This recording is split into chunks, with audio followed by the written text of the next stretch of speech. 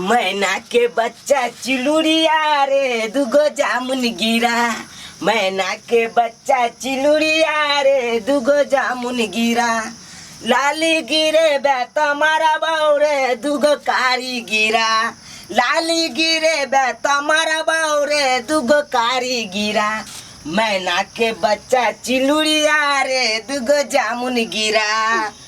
नहीं जे गिरल कर बुझलिए कन्या तो हम अपने चढ़ गए गाछ पर आ नीक नीक बीछ बीछ के अपने पन्नी में आ तकर बाद अहाँ लिया आनलू। देखियो देखे छिए लू खाओ खाओ। केना करे छथिन बाबूजी? लू ना खाओ ना। कनको हिनका दिमाग नहीं छन? अरे अपने आदमी छिए ना, कोनो पराया छिए। राख देथिन ना जाथिन ना। नहीं खाओ खाओ, हम अपने हाथ से खियाब अहाँ के बुझलू।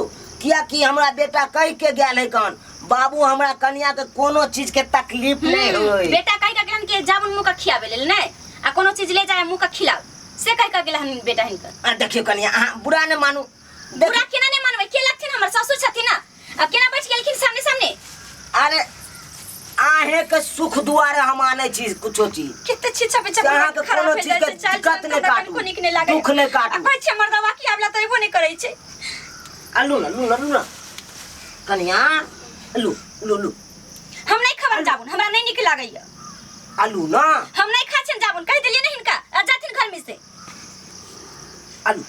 आलू हाथ में लिया। बाबूजी कह देलिए हम नहीं खबर। ठीक है तो रख देलू खा लब की।